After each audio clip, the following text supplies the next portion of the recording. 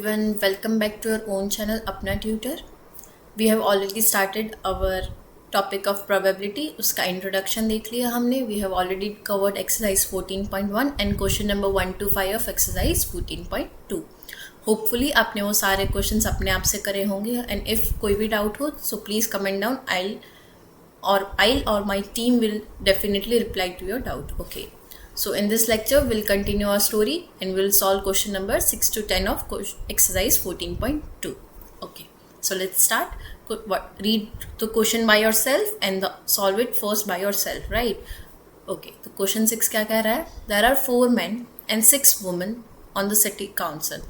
If one council member is selected from the committee, how likely it is to be a woman? ठीक है, एक committee है, committee में अपने पास कुछ मैन है कुछ वुमेन है. हमें क्या करना है? प्रोबेबिलिटी फाइंड करनी है कि अगर एक काउंसिल मेंबर सिलेक्ट हो तो क्या प्रोबेबिलिटी है कि एक वुमेन काउंसिल मेंबर सिलेक्ट हो उस कमेटी में से. ठीक है, सो जैसा मैं हमेशा बोलती हूँ, पहले अपना सैम्पल स्पेस लिख लीजिए. सैम्पल स्पेस लिखने से आप अपने क्वेश्चंस को ईजिली सॉल्व कर पाते हैं, right? So what will be the sample space over here is we have 4 men. So let me write M1, M2, M3 and M4 as 4 men. Next 6 women. Let me write as woman 1, woman 2, W3, W4, W5 and W6. Okay, sample space बन चुका है. Now what we need to find is probability of woman getting selected as council member. So what is the formula of probability? Yes, number of favorable outcomes upon number of total outcomes. What is the number of total outcomes here? 10. What is the number of favorable outcomes? Favorable outcomes हमने ये question जैसे बहुत बार करे हैं. So now you should be get used to it. So number of favorable outcome is 6. So it is nothing but 3/5. Very easy question, right? बहुत ही easy है. पूरी exercise में हमने यही करा है, question number 1 to 5. In fact our 10th standard में भी यही टाइप ऑफ क्वेश्चन थे. Okay, so let's move to the next question. Yes, now this question is quite interesting. ऐसे क्वेश्चन आपको आ सकते हैं एग्जामिनेशन में. This is very easy but a new type of question for you, so please pay attention to it.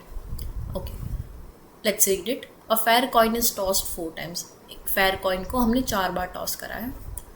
A person wins ₹1 for each head.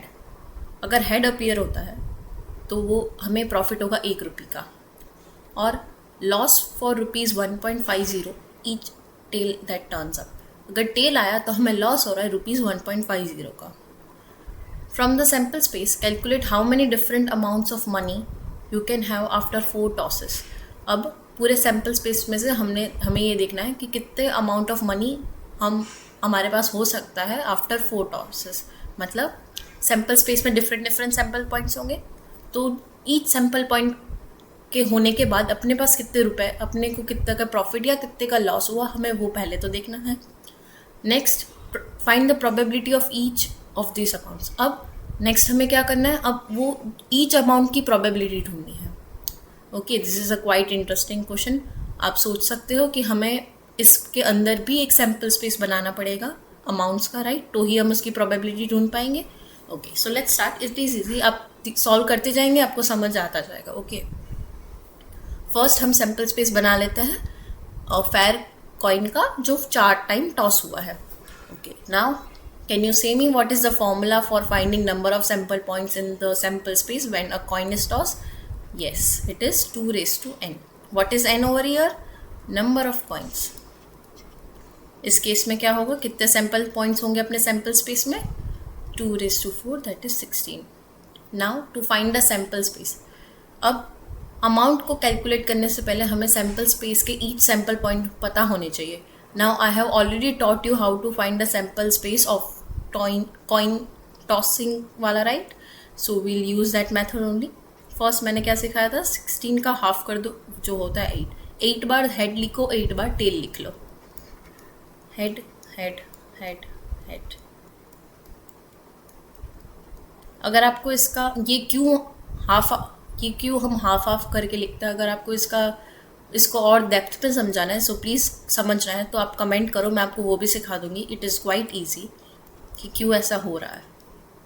और else you can try it by your self. Think ऐसा क्यों हो रहा है कि हम half times लिख रहे हैं और हमें सैम्पल स्पेस मिल जा रहा है. 8 का हाफ 4.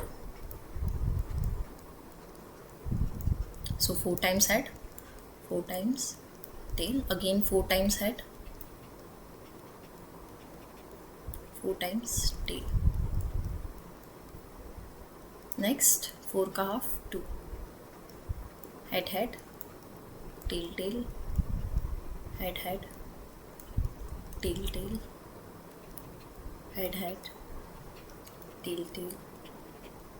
head, tail. Next 2 का half 1.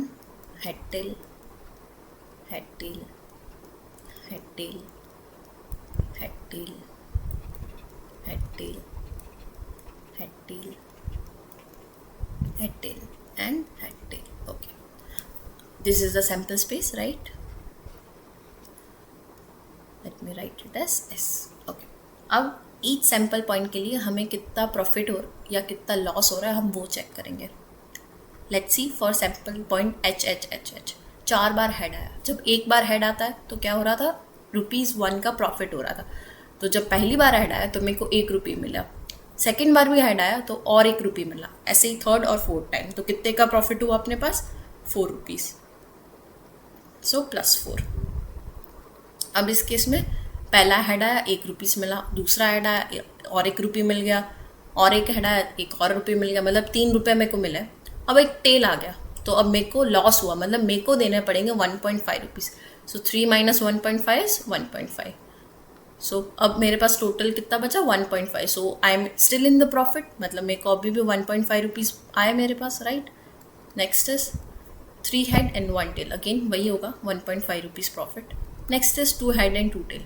2 बार हेड आया मतलब ₹2 आए, 2 बार टेल आया तो मेरे को 1.5 2 बार देने पड़े. तो मेरे को अपने में से ₹1 एक्स्ट्रा देना पड़ा, right. 2 - 1.5 + 1.5 is 2 - 3, that is -1. So I am here at loss of ₹1, so -1. Similarly 3 head 1 tail, वो क्या होगा, profit of ₹1.5. 2 head 2 tail, loss of ₹1. 2 head 2 tail, loss of ₹1. 3 tail 1 head, ₹1 minus 3 into 1.5. What it would be? Yes, minus 3.5. So loss of ₹3.5 here. Next, profit of 1.5, loss of 1, loss of ₹1, loss of ₹3.5. Why? Because 3 head 1 tail, 2 head 2 tail, again loss of ₹1, 3 tail 1 head, loss of ₹3.5, loss of ₹3.5, and finally चारों ही loss में है. So loss of ₹6, right, because 1.5 into 4 is 6, right. Okay, हमने देख लिया कि each sample point अकर होने के बाद कितने डिफरेंट अमाउंट्स हमें मिल रहा है, right. Now we need to find the probability of each amounts. Okay, इसका सैम्पल स्पेस क्या होगा, अमाउंट्स का अपने सैम्पल स्पेस बनाए तो सैम्पल पॉइंट, उसके सैम्पल पॉइंट्स क्या होंगे, 4, 1.5 और एक बार 1.5 आया ये वाला, टोटल 1.5, फिर -1, फिर 1.5, -1, -1, -3.5, 1.5. I'm just listing each and every different amount we got of each sample points of coin, right. I'm just listing it and making it as another sample space of different amounts.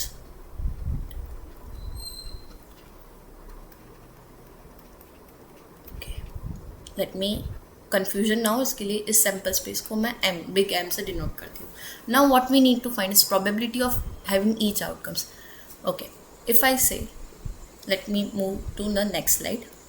No, okay, अब what is the probability of us having a profit of ₹4. Probability of profit of ₹4. So that is number of favourable upon number of total. Number of ₹4 का profit कितनी बार अपने sample space में, एक बार, और total कितना है अपने पास, 16 times. So the probability is 1/16. Similarly you need to find the probability of profit and loss of different amounts. Different में अपने पास कितने होंगे, या तो प्रॉफिट ऑफ 1.5 या तो loss of 1 rupees, loss of 3.5 या तो loss of 6 rupees. So total of 4 probabilities we are supposed to find in this question. Okay, similarly find probability of profit of 1.5 rupees. Number of favourable upon total. 1.5 कितनी बार है अपने sample space में? 1, 2, 3 and 4. So 4 upon 16. Next, find third probability of loss of 1 rupees. Loss of rupees 1. कितनी बार है अपने sample space में loss of 1 rupee? 1, 2, 3, 4, 5, 6. So 6 upon 16. Probability of loss of, और क्या था अपने पास? Loss of 3.5 rupees, right?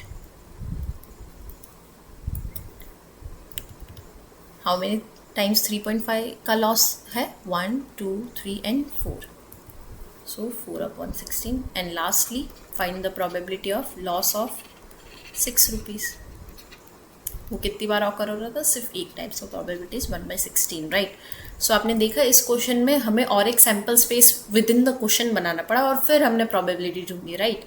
So this is quite interesting question. I hope आपको समझ में आया होगा. Will move to the next question. Okay, 3 coins are tossed once. अब अगेन इसका सैम्पल स्पेस हमने पिछले वीडियोस में भी करा, इंट्रोडक्शन में भी मैंने आपको सैम्पल स्पेस बना के बताया था. It's very easy and you need to just find a few basic probabilities. It is very easy, you can do it by yourself. So this is a homework for you. Next question.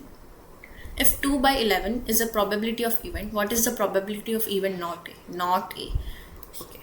What is not A? ऐसे सारे elements जो A में ना हो but अपने sample space में हो. If I say in Venn diagram, not A covers this type of area, right? हमने इंट्रोडक्शन वीडियो में इसका एक फॉर्मूला करा था. We did a formula to find probability of A complement which was nothing but 1 minus probability of A. You should recall the proof. अगर आप proof याद रख रहे हो तो आप इजीली हमेशा डिराइव कर पाओगे ये formula, right? So we are already given the probability of A occurring is 2 by 11. So probability of A complement is nothing but 1 minus 2 by 11, that is 11 minus 2 upon 11, 9 by 11. Very easy question, right? You just need to remember this formula, which is quite important. This one and also the formula of A union B1, which was probability of A plus probability of B minus probability of A intersection B. This both formulas are very important for solving the questions. Please do remember it. Next question. Okay. A letter is chosen at the random from the word assassination, right? इस word में से हमने एक letter choose करा. Now we need to find the probability of getting a letter, a vowel and a consonant. Vowels क्या होते हैं? A, E, I, O, U and the rest of the letters are consonant, right?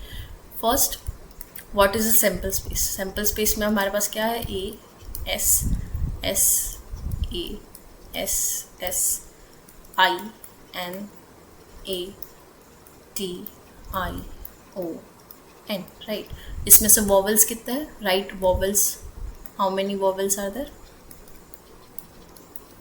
This one is a vowel. Again A, I, A, I, and O. These are the vowels, right? Consonants. S, S, 2 times S. Again 2 times S, N, T, and N. Okay, these are the consonants. Now simply हमें बस probability ढूंढनी है. probability कैसे ढूंढते थे? vowel की अगर ढूंढनी हो तो number of favorable upon number of total. favorable मतलब ये अपने event में कितने, मैंने ऑलरेडी फेवरेबल आउटकम्स का एक इवेंट था, उसका मैंने एक सेट बना दिया. How many elements are there? 1, 2, 3, 4, 5, 6, 7. 7 upon how many total are there? 1, 2, 3, 4, 5, 6, 7, 8, 9, 10, 11, 12, 13. So probability of getting a vowel is 7 by 13. Similarly, you can do of a probability of finding a consonant. Very easy. Do it by yourself. It's a homework. Okay. So आज के लिए बस इतना ही. You can clearly see question number 7 was quite interesting. Please do it again. It is very interesting question. From next lecture, we'll continue solving question number 11. If you like this video, please do like, share and subscribe to our channel. अगर कोई भी doubt हो तो comment section में ज़रूर पूछिए. Meet you in the next one. Till then, keep learning.